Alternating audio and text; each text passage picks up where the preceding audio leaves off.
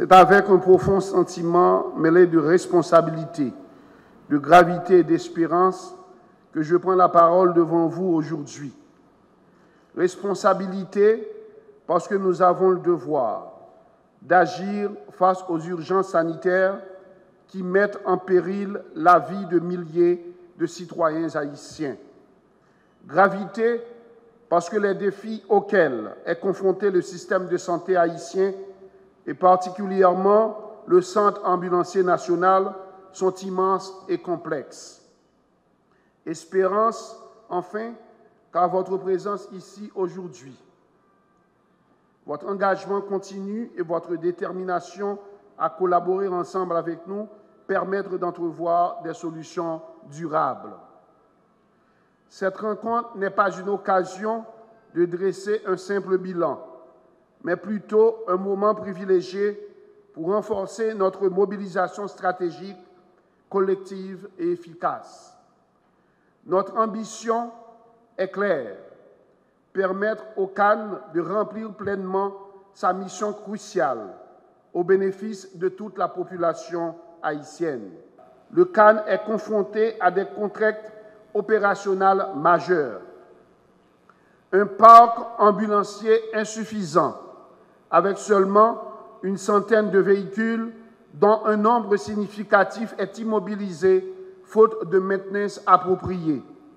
Une couverture géographique très inégale, laissant 81 dans 146 communes du pays sans accès direct et gratuit aux services ambulanciers nationaux. Des ressources humaines, bien que dévouées, insuffisantes pour faire face à la demande croissante d'intervention d'urgence. Il manque cruellement d'infrastructures administratives propres, ainsi que de centres d'appel dans les autres régions. Le seul centre d'appel opérationnel basé à Port-au-Prince répond via le numéro 116 à tout le territoire national. Ce système centralisé, bien qu'opérationnel, occasionne des délais malheureux pouvant avoir des conséquences assez négatives dans la prise en charge rapide d'un patient. Face à ce tableau préoccupant, plusieurs actions concrètes et urgentes s'imposent avec détermination. 1. Le renforcement urgent et significatif du parc ambulancier. Nous devons augmenter considérablement le nombre d'ambulances fonctionnelles disponibles, particulièrement en province, pour assurer une couverture nationale adéquate et réduire drastiquement les délais d'intervention. 2. Le déploiement rapide de cliniques mobiles. Les populations rurales et les déplacés internes, trop souvent négligés, doivent bénéficier immédiatement d'un accès direct et régulier à des soins médicaux d'urgence. 3. La mise en place d'un programme massif de formation en secourisme. Nous devons doter chaque commune de secouristes locaux, formés et compétents, capables d'intervenir efficacement dès les premiers instants d'une urgence médicale, sauvant ainsi des milliers de vies chaque année. 4. Le recrutement massif et la formation continue du personnel du CAN. Une coordination institutionnelle et logistique renforcée. Le succès du CAN dépend également d'une gouvernance solide et d'une coopération étroite avec des partenaires nationaux et surtout internationaux, notamment le ministère de la Santé publique, la Croix-Rouge, l'OMS et toutes les organisations partenaires ici présentes. Sans le support de la communauté internationale, nos progrès dans notre lutte contre le sida, ces progrès n'auraient pas pu avoir lieu. Donc cette solidarité, nous prions cette communauté internationale de renforcer cette solidarité et leur soutien est indispensable pour réaliser ces actions prioritaires et garantir un accès équitable et efficace aux soins d'urgence pour tous les Haïtiens. Le CAN n'est pas seulement un service public essentiel, c'est une promesse nationale de sécurité sanitaire, d'équité et de dignité humaine.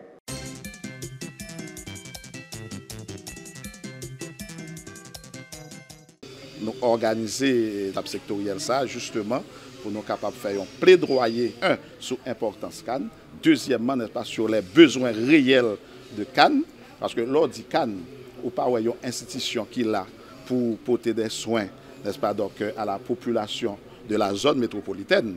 Donc nous avons une institution qui a un caractère national. Donc étant donné que nous avons un caractère national, tout le temps à gagner des situations, des crises ou bien des cas qui obligent nous mobiliser plus d'ambulances, plus de personnel. Donc c'est sûr, impact là lui-même la vie plus grand sous nous. Mais peu importe la situation, nous sommes obligés de camper debout parce que c'est rôle ça que nous gagnons, nous ne sommes pas capables de fléchir, n'est-ce pas, nous ne sommes pas capables de faillir à notre responsabilité. Et en tant que dirigeant, nous devons prendre telle disposition que de droit, telle disposition nécessaire justement pour nous capables d'arriver à porter donc, en réponse, n'est-ce pas, à toute situation que vous évoquez. Nous-mêmes, sommes plaidoyer que nous avons fait. Nous avons fait plaidoyer, nous avons un objectif bien spécifique et nous avons fait un plaidoyer pour que nous soyons capables de sensibiliser tout secteur, que ce soit la communauté internationale, que ce soit l'État, les dirigeants de l'État, donc nous avons sensibilisé, que ce soit donc, des partenaires nationaux, nous avons sensibilisé parce que l'évident, Cannes lui-même en tant qu'institution, en tant que seule institution qui est censée vraiment bailler service à des services pré-hospitaliers, donc pour que nous soyons capables efficaces, fallait-il bien que nous gagnions donc, des moyens à notre disposition. Une flotte de 102 ambulances avec plus de 53 donc, en panne, donc tout le monde est capable de dire ah non, Cannes en difficulté. Effectivement, nous sommes en difficulté, donc, mais malgré tout, donc, nous avons continué à chercher. Est-ce qu'il y a un secteur qui est censé répondre? Donc, dans le contact personnel que nous gagnons avec des bailleurs, gagnons qui montrent bonne foi pour être capable de participer. Mais nous croyons que nous vivons dans un contexte international, économique difficile. Ça lui-même, c'est sûr, il y a un impact sur la prise de décision que l'organisation ça prendre. Donc, là, lui-même, décision avait un petit peu beaucoup plus restreint par rapport à ça que nous avons bail. Donc, mais quand même, c'est notre responsabilité. Nous continuons à mobiliser, que ce soit en Haïti, que ce soit à l'étranger, au niveau du gouvernement aussi. Ça fait nous inviter la présidence, nous inviter la primature pour comprendre exactement l'importance de cette institution qui est le Centre Ambulance National, pour comprendre également, n'est-ce pas, précarité que nous vivons là, pour comprendre tout que Cannes lui-même, lorsque les fonds jouent, les pas fonctionnent bien, c'est des vies qui sont en jeu, surtout dans les villes de province. Donc tout ça, donc c'est l'objectif, n'est-ce pas, donc, de plaidoyer ça. Donc c'est son début, nous allons continuer à parler, jusqu'à ce que tout le monde va comprendre que c'est important pour que vous puissiez coller avec le Centre Ambulancier National. Parce que là, nous avons un Centre Ambulancier National qui est fonctionnel à travers le pays. Nous avons dit que dans un jour, nous sauvons des et des vies.